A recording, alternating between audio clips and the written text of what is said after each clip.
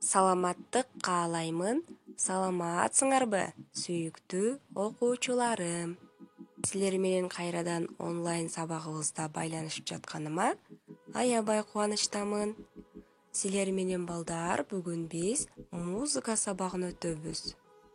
Музыка сабагыбыздан бүгүн Шаабай Азиз уулу атактуу манасчыларыбыздын бири болуп эсептелинет балдар.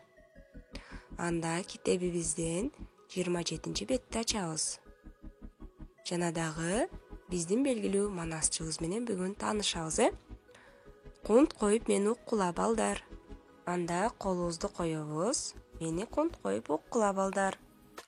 Акыркы кылымдын атактуу манасчыларынын бири Шаабай Азиз уулу болду.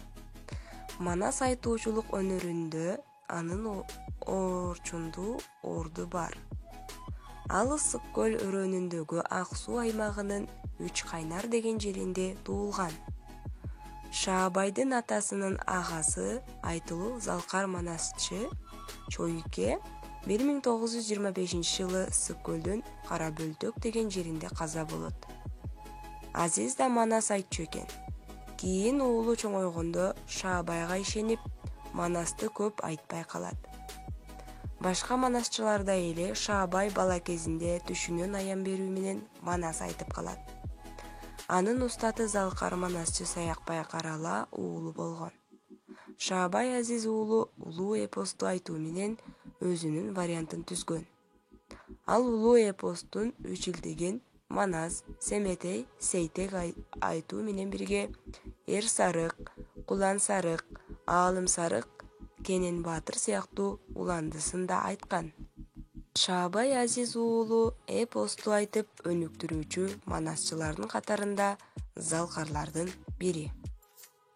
Балдар, Шаабай Азиз уулу атактуу улуу манасчыбыз менен таанышып чыктык балдар.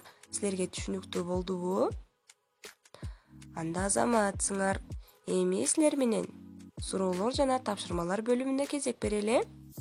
Биринчи сурообуз Шаабай Азиз уулу жөнүндө айтып бергиле. Экинчи сурообуз Шаабайдын атасы ким болгон? Үчүнчү Сейтектин чоңоюшун жаттап айткыла дептир. Тапшырмаларыбызды так аткарып, активдүү жооп беребиз. Эми силер менен кызыктуу маалыматка өтөлү. Шаабай бала кезиндеги күндөрүнүн биринде эчки кайтарып жүрүп, Чоюкенин мүрзөсүнүн жанына ээсинен танып жатып калат.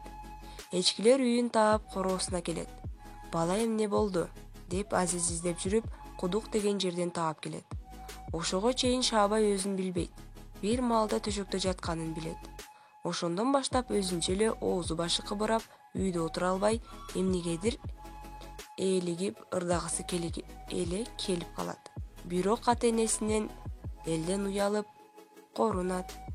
Кайсы убак болбосун, ал ээн талаага, өңкүр же чоң таштын түбүнө барып, моокуму канганча ырдап, күпүлдөтө манас айтып черин жазат.